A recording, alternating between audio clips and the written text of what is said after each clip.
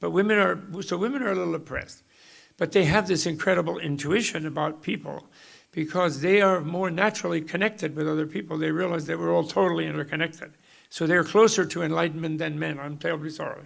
Guys, I get a somewhat nasty joy out of telling that to men. And also my wife approves of it, which is even more important. But the point is I do.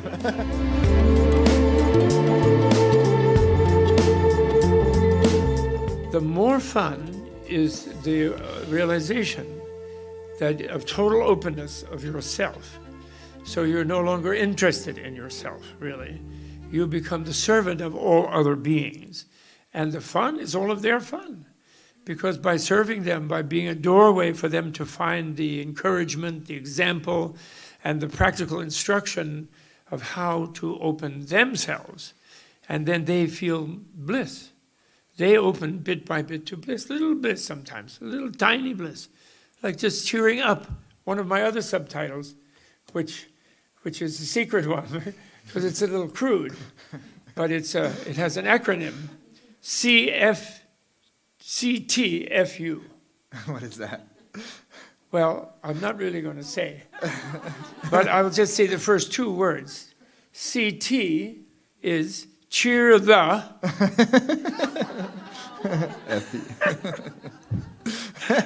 I'm sorry, I know that's silly. Do you like it? Cheer the. That's my message.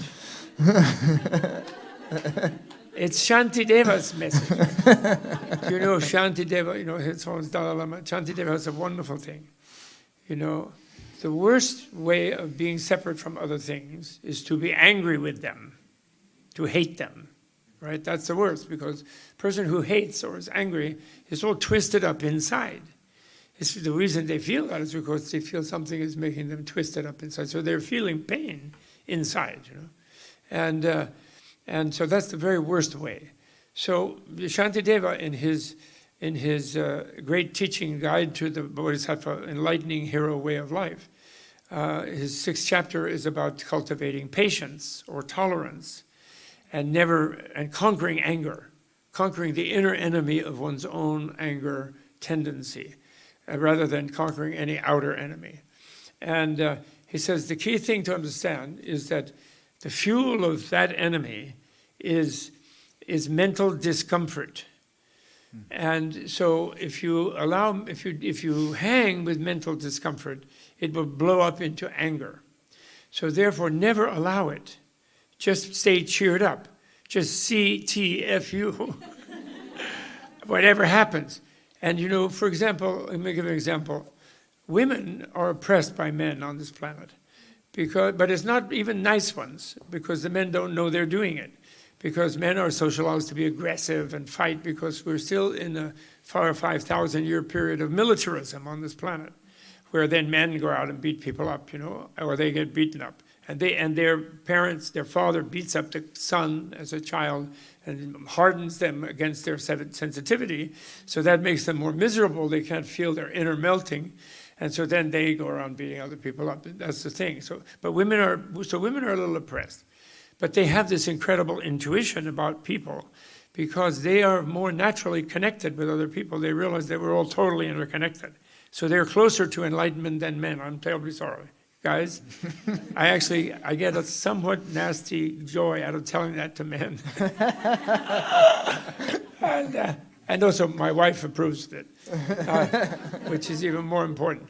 But the point is I do. But it's just a biological thing, because men have more easy get into the idea of it's all me, it's all about me. It's easier for them to do, because they don't have this weird experience that of course not every woman has had, but they're all ready to have it biologically, and that is they have a tenant who comes and occupies their body for almost a year.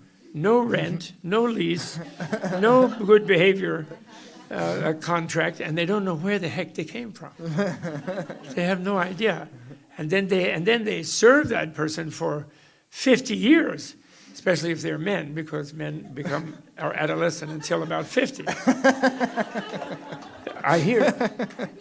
So now, given that example, when you go on a blind date, in case you ever have, you probably know within 15 seconds whether this is going to be worth it or not.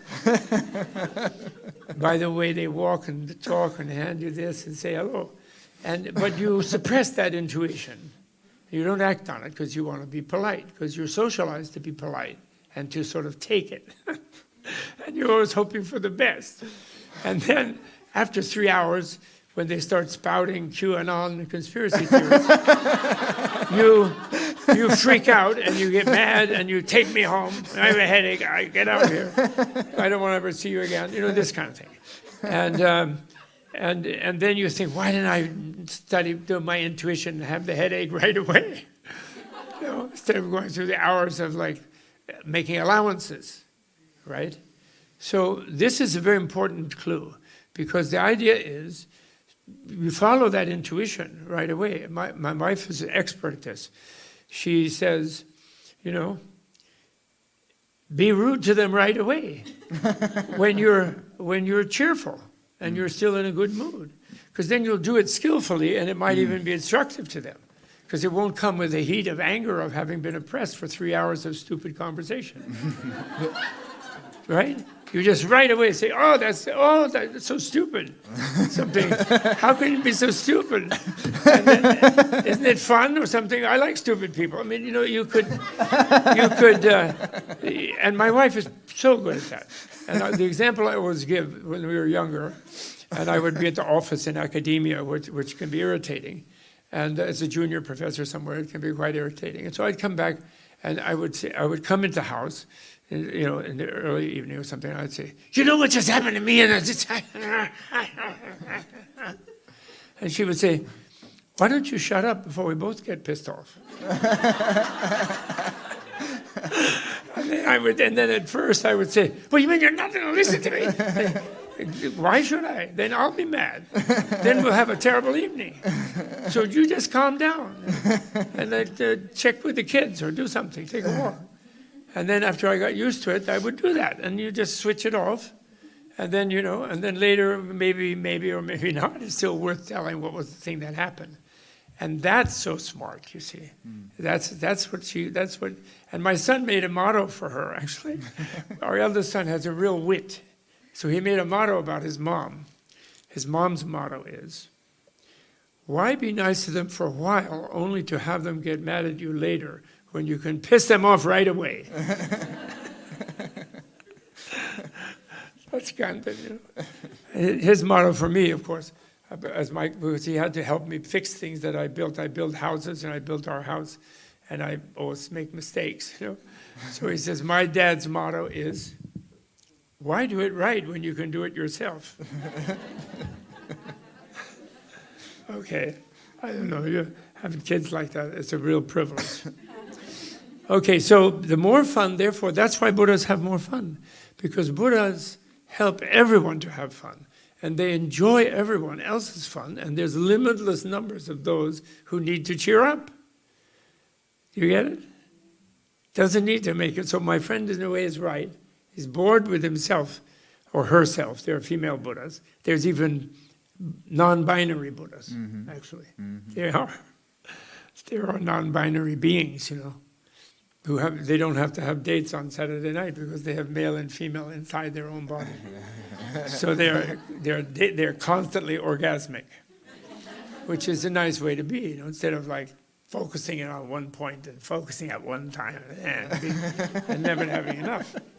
So that's non-binary. Brahma is non-binary. The gods of the form realm is my new theory. They're non-binary.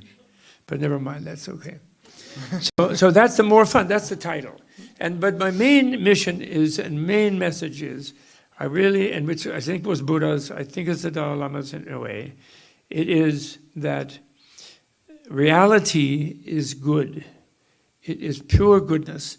The good guys are much more powerful than any bad guys. The good girls are more powerful than any bad girls. Actually, in general, the girls are more powerful than the guys. That's also good. And therefore, people should try to know reality as much as possible, and things will work out if they do. We shouldn't live in denial, right? We have a saying called ignorance is bliss. And the reason we have that saying is that the authorities in all of the cultures on the planet, I'm not saying there's some exotic Asian or other culture that's better than anybody. All of them, for the last 5,000 years at least, approximately, have been into terrorizing their populations.